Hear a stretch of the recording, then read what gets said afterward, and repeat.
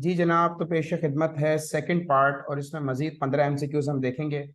सबसे पहला क्वेश्चन है, a carbon atom having positive charge is known as. देखें बेटा, अगर कार्बन एटम पर पॉजिटिव चार्ज आ जाए, सपोज अगर हमारे पास था CH3Cl, तो अगर यहाँ से CH3 सेपरेट हो जाता है तो ये बन जाता है प्लस, और Cl अलग हो जाता है तो ये बन जाता है माइनस। ठीक है, तो इसे हम क्या कहते हैं? This is called carbonium ion. इसे कार्बोनियम आयन का नाम दिया जाता है, कार्बोनियम आयन कहलाता है ये। ठीक है जी, right answer will be carbonium ion. Milk sugar is also called, milk sugar को आप लैक्टोज कहते हैं बच्चों। लैक्टोज का मतलब क्या है? Lactose is basically a disaccharide, और ये इस मिक्सचर या disaccharide of the two things, एक तो ग्लूकोज होता है इसमें, प्लस इसमें ग्लैक्टोज होता है। ये दो चीजों का, यानी कि ग्लैक्टोज और ग्लूकोज का डाइसेकेराइड होता है।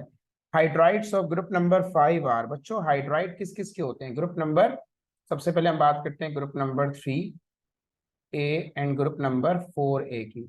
इन दोनों के जो हाइड्राइड्स होते हैं वो होते हैं न्यूट्रल। अच्छा जी, इसके बाद ग्रुप नंबर 5A की बात कर लेते हैं, तो इसके हाइड्राइड होते हैं basic.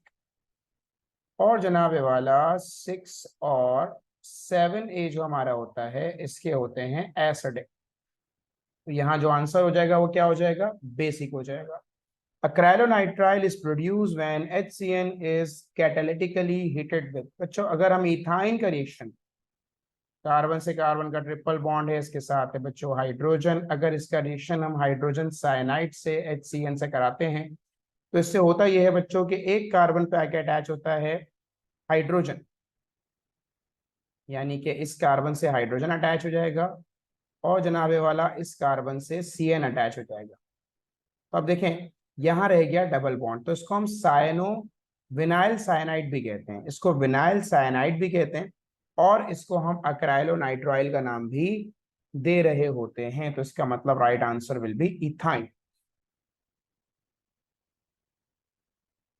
The electronic configuration of the outer shell of an element is 4s1 and 3d10 it belongs to। बच्चों देखिए 4 का मतलब, क्योंकि हाईएस्ट नंबर कौन सा आ रहा है? 4 आ रहा है, मतलब पीरियड नंबर तो यहाँ पे बच्चों 4 होगा, पीरियड नंबर तो यहाँ पर होगा 4। अच्छा 3d10, 3d10 है, गौर करें 4s1 फिर 3d10 है, तो 4s1 3d10 कौन से ग्रुप की जनरल वैलेंस शेल कॉन्फ़िगरेशन है? ये हमारे पास होती है ग्रुप नंबर 1B की। याद करें, ये होता है N-1 D9, और इसके साथ होता है NS2। फिर इसे हम कन्वर्ट करते हैं तो ये बन जाता है NS1N-1D10।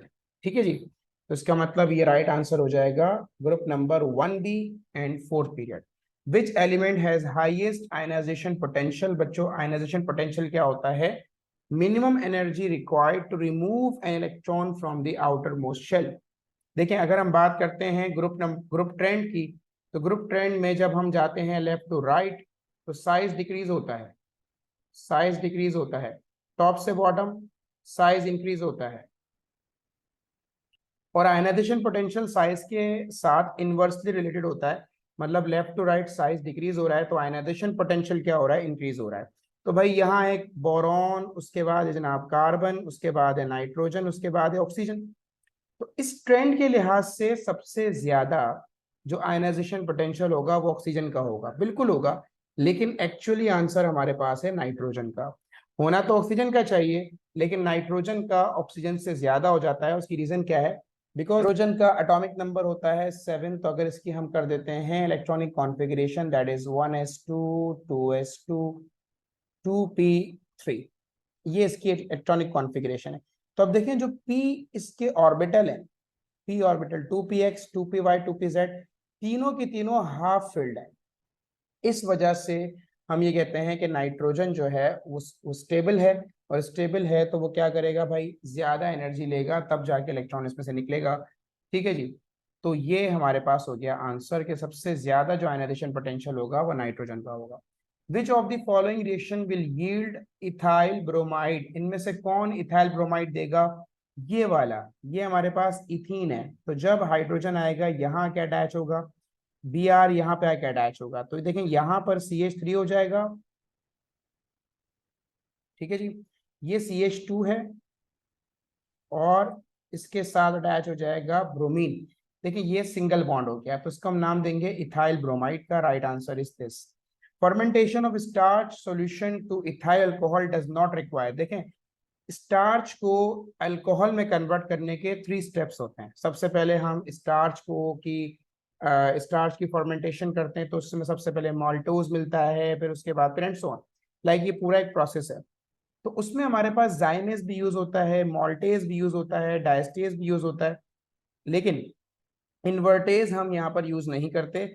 इन्वर्टेज यूज होता है सक्रोज में। अगर हम सक्रोज की क्या करवाएं फर्मेंटेशन, तो हम वहां पर इन्वर्टेज यूज करते हैं, अदरवाइज हम इसे यूज नहीं करते। The extraordinary stability of benzene ring is attributed to। देखिए बेंजीन इतना ज्यादा स्टेबल क्यों होता है, उसकी वजह यह है बच्चों के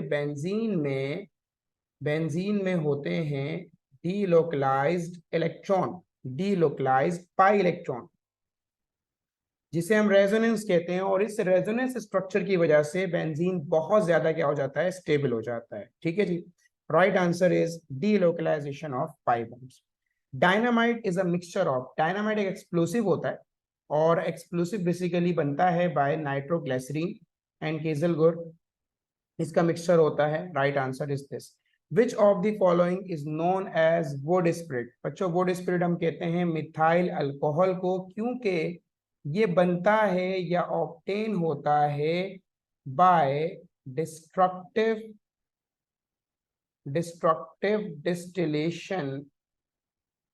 डिस्टिलेशन ऑफ वुड की डिस्ट्रक्टिव डिस्टिलेशन से बनता है, इसलिए इसको हम बोलते हैं wood spirit. Number 12, this is the correct stability order of carbonium ion. याद रखिएगा बच्चों कि जितने ज्यादा कार्बन के बन जाते हैं बॉन्ड, उतनी ज्यादा क्या होती है, स्टेबिलिटी होती है। ठीक है, तो स्टेबिलिटी ऑफ कार्बोनियम आयन में सबसे ज्यादा स्टेबिलिटी टर्शरी की होगी, ये टर्शरी है। फिर सेकेंडरी होता है हमारे पास, ठीक है। उसके बाद जनाबे वाला होता है प्राइमरी। ठीक है जी। रिमेनिंग हाइड्रोजन से बॉन्ड हो रहे होते हैं, याद रखिएगा। रिमेनिंग बॉन्ड किससे बनते हैं, हाइड्रोजन से बनते हैं। तो बेसिकली जो हमारे पास ये वाला है ऑर्डर, ये क्या होगा, करेक्ट ऑर्डर होगा 3 डिग्री सबसे ज्यादा, उससे कम 2 डिग्री, उससे कम 1 degree. The element with atomic number 57 belong to. बच्चों इसकी हम कर लेंगे इलेक्ट्रॉनिक कॉन्फ़िगरेशन, जो कि क्या हो जाएगी 1s2 2s2 2p6 3s2 3p6 4s2 3d10। बच्चों ये 30 हो गए। अच्छा इसके बाद जनाबे वाला 4p6 5s2 4d10 48। Okay now 5p6 6s2 4f1। तो जब आप इसे कॉन्फ़िगरेशन कंप्लीट करते हैं बच्चों, तो इसे कॉन्फ़िगरेशन 4f1 पर खत्म हो रही है, पहली बात, मतलब ब्लॉक इसका f है। और आप जानते हैं all the f block elements, जितने भी f ब्लॉक एलिमेंट्स हैं वो सारे के सारे ग्रुप नंबर 3b से बिलोंग करते हैं। ठीक है जी। तो ग्रुप नंबर इसका 3b होगा, इसका मतलब ये वाला इसका राइट आंसर है। और पीरियड नंबर 6 कैसे है, आप जानते हैं इलेक्ट्रॉनिक कॉन्फ़िगरेशन में जो सबसे बड़ा नंबर होता है ना, ये हमारे पास शेल नंबर, वो पीरियड नंबर होता है। ठीक है जी। तो इसका राइट आंसर ये हो जाएगा group number 3b and period number 6। Which of the following will form 1 degree alcohol with Grignard reagent. बच्चों आप सब जानते हैं कि जब हम फॉर्मल्डिहाइड के साथ ग्रिग्नार्ड रीजन को मिलाते हैं तो उससे हमारे पास 1 डिग्री अल्कोहल बनता है। जब हम मिथाइल एल्डिहाइड से मिलाएंगे तो उससे हमारे पास 2 डिग्री अल्कोहल बनेगा, और जब हम कीटोन से मिलाएंगे तो हमारे पास बनेगा 3 degree alcohol. Right answer will be formaldehyde. Markovnikov rule will be applicable in addition of HBr on. देखिए भाई HBr को अगर हम यहाँ पर ऐड करेंगे तो ये तो सिमेट्रिकल है, यहाँ तो मार्कोनिकॉफ रूल अप्लाई नहीं होगा। यहाँ पर मार्कोनिकॉफ रूल अप्लाई होगा कि जिस कार्बन पे हाइड्रोजन कम हो वहां पर नेगेटिव पार्ट जाएगा, that is bromine. So right answer will B this one.